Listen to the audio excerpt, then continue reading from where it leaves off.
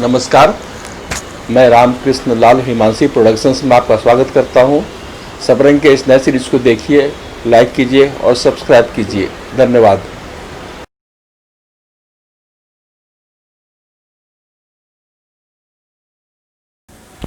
नमस्कार, मैं Balkishan Palodkar. Film industry में सन 1965 से काम कर रहा हूँ। कारपेंटर, पेंटर, डिज़ाइनर, आर्टिस्ट सभी किस्म के काम मैंने किए हैं। आज मैं रिटायर हो चुका हूँ। फिल्म इंडस्ट्री में मेरा नाम पायलट है। आप रहने वाले कहाँ के हैं और फिल्म इंडस्ट्री में कैसे आना हुआ, इसके बारे में बताइए। हाँ, मैं जलगांव का रहने वाला हूँ।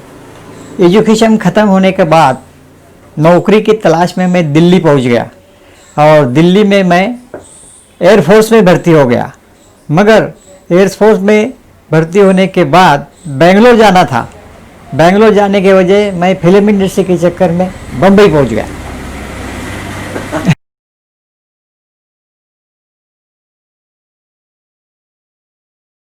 फिल्म इंडस्ट्री में काम करने की उम्मीद से आया और शुरू में आर के स्टूडियो पहुंच गया। आर के स्टूडियो में हमारे गांव वाले दोस्त लोग करते थे, उनके वजह से आर के स्टूडियो में काम पे लग गया। कम से कम 1 साल काम किया। आर के स्टूडियो में एज ए असिस्टेंट कारपेंटर काम करता था। तो आपने कारपेंटर का काम कहाँ से सीखा? कारपेंटर असिस्टेंट के लिए काम की ज़रूरत नहीं है, बस मेहनत है। तो क्या क्या काम किए कारपेंटर में वहाँ पे? कारपेंटर ने कुछ नहीं, कारपेंटर के हाथ के नीचे काम करने का, ये उठा, वो लाओ, ये पकड़ो, तो उन दिनों पैसा सेट खड़ा करो। उन दिनों पैसा कितना मिलता था आपको? उस टाइम पैसा तो बहुत कम था, कुछ 3000 रुपीज़ मंथली मिलता था। आरके में मिलता था, बाकी दूसरी जगह तो बहुत कम था, भर्ती भी नहीं होती थी। वहाँ पर किस तरह के काम के आपको कैसा रहा माहौल, वहाँ का एक्सपीरियंस कैसा रहा? राज साहब के यहाँ काम करना, सभी वर्कर खुश थे, दिल लगा के काम करते थे और बड़ी हौसले से काम करते थे।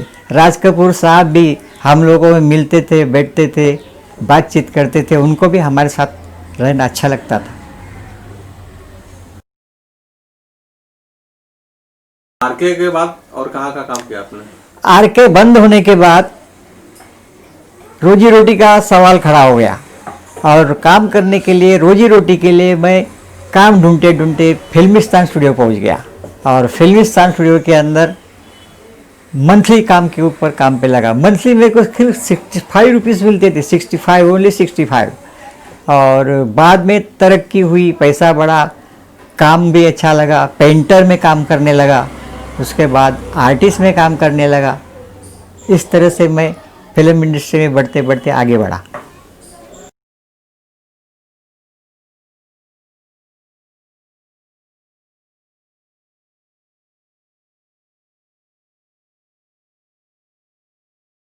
मैं फिल्म इंडस्ट्री में मुझे काफ़ी इंटरेस्ट होने की वजह से ही आ गया था और फिल्म इंडस्ट्री की हर चीज़ मैं जड़ से जानना चाहता था और इसीलिए मैं कारपेंटर में शुरू में भर्ती होगा। कारपेंटर का काम सीखा, पेंटर का काम सीखा, आर्टिस्ट बन गया, आर्टिस्ट का काम करने लगा और फिल्म इंडस्ट्री के लिए अच्छे से अच्छे सेट के ऊपर अच्छा से अच्छा काम करने लगा। बड़े बड़े आर्ट डायरेक्टर लोग मुझे अच्छे तरह से काम देने लगे। फिल्मिस्तान से आपका काम छूट गया, क्या हुआ था? फिल्मिस्तान से काम छूटने की वजह यह थी कि वर्करों को बहुत कम पेमेंट मिलने की वजह से वर्कर नाराज थे, मैं भी नाराज था। इसलिए हम लोगों ने मिलकर एक स्ट्राइक कर दी फिल्मिस्तान के अंदर और स्ट्राइक करने की वजह से फिल्मिस्तान की मैनेजमेंट हमारे ऊपर नाराज हो गई और मुझे बायकॉट कर दिया। बायकॉट होने से मुझे फिल्मिस्तान में आना जाना बंद हो गया और बंद होने की वजह से मुझे दूसरा स्टूडियो की तरफ काम ढूंढने को मजबूर होना पड़ा। फिर आप कहाँ गए उसके बाद, कैसे आप काम चला? उसके बाद में चले गए हम फिल्म इंडस्ट्री, जहाँ रोज़ाना काम मिलता था, हमेशा काम मिलता था, बहुत काम मिलता था, अच्छा काम मिलता था और बहुत सारे सेट्स लगते थे, तो काम की कुछ कमी नहीं थी वहाँ पे। इतना ही था कि परमानेंट नहीं थे।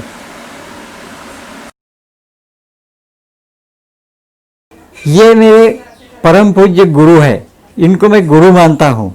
सत्य और अहिंसा के पुजारी, सत्य और अहिंसा के राह पर चलते हुए इन्होंने देश को स्वातंत्र्य दिया, गरीबों को उद्धार किया। इसी वजह से फिल्म स्टूडियो के वर्कर को उद्धार करने के लिए, रोजी रोटी के लिए मैंने इस फ्रेम को लेके सत्याग्रह किया था।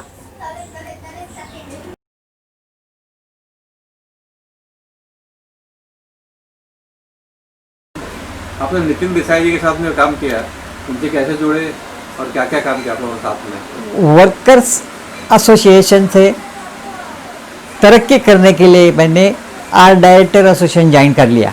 आर्ट डायरेक्टर एसोसिएशन के लिए नितिन चंद्रकांत देसाई जैसे महामहिम आदमी थे, उनके साथ हमारा परिचय होगा।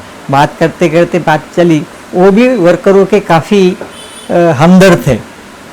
उन्होंने आर्ट डायरेक्टर एसोसिएशन के मेंबरों के लिए पेंशन चालू किया, रिटायरमेंट दिया और मेडिकल भी देना शुरू कर दिया। इसके लिए उनका मैं धन्यवाद मानना चाहता हूँ, आभार मानना चाहता हूँ। वो काफ़ी अच्छी तरह से काम करते हैं। फिल्म इंडस्ट्री में आपने जो काम किया उसका अनुभव कैसा रहा अभी तक का आपका? फिल्म इंडस्ट्री तो बस एक जंगल में मंगल है। अच्छा लोकेशन है, अच्छे सेट्स लगते हैं, बड़े बड़े सेट्स लगते हैं, आउटडोर सेट लगते हैं, इंडोर सेट लगते हैं, लोकेशंस है, बहुत कुछ है। बॉलीवुड है फिल्म इंडस्ट्री। तो फिल्म इंडस्ट्री का चित्र नगरी बोलते हैं जिसको, वो बॉलीवुड है, बॉलीवुड करके जाना जाता है। अभी तक मैं वहाँ ही काम करता था घूम फिर के, मगर परमानेंट नहीं था। फिल्म इंडस्ट्री में आपके दोस्त हैं? नहीं, फिल्म इंडस्ट्री के अंदर मैं दोस्ती से कोई वास्ता नहीं रखा, काम से वास्ता रखा। काम ही सब कुछ था। काम दिल लगा के करता था, अच्छा करता था, दिन रात करता था, मेहनत करता था। इसीलिए फिल्म इंडस्ट्री के आर्ट डायरेक्टर मुझे अच्छी तरह से लाइक करते थे, बार बार बुलाते थे। काम का मुझे कोई चिंता नहीं था।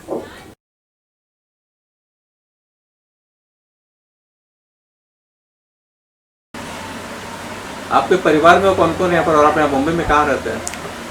मैं बम्बई के अंदर गोरेगांव फिल्मिस्तान स्टूडियो के जस्ट बिहाइंड यानी कि पीछे रहता हूँ। मेरे घर के अंदर मिसेस, लड़की, लड़का और ये पास में बैठा है पोता है। क्या नाम है इसका? मेरे पोते का नाम है मयंक।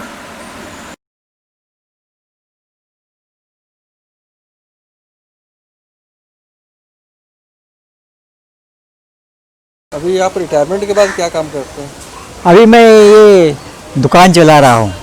फिल्म इंडस्ट्री के अंदर काम का कोई भरोसा नहीं, कभी मिलता है कभी नहीं मिलता है। तो बेकार टाइम के अंदर क्या करने का, इसी को सोच के मैंने उसी टाइम से ये दुकान खोल के रखा था।